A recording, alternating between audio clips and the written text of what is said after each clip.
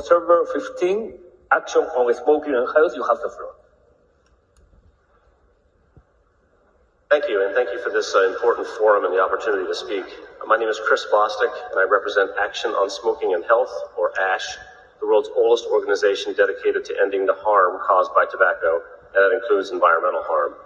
ASH is also a member of the Global Stop Tobacco Pollution Alliance, a coalition of tobacco control organizations created to participate in these negotiations.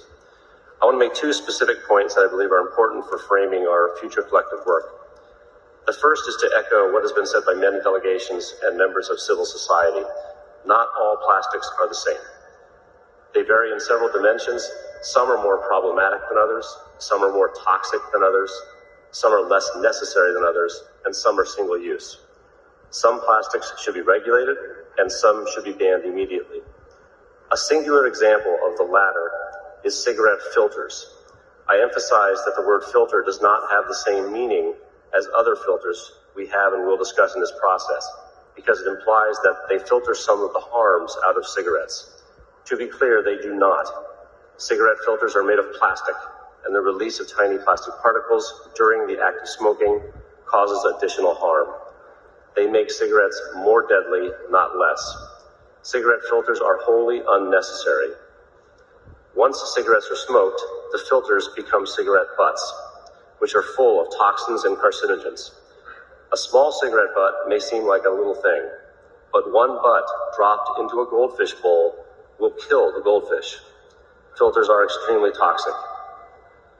Cigarette filters are also the most littered item on Earth. Approximately 4.5 trillion filters, yes, trillion, are discarded into the environment each year. As you walk down the street tonight or on the beach, look down. You will see them everywhere. Other forms of plastic are also problematic, toxic, and unnecessary.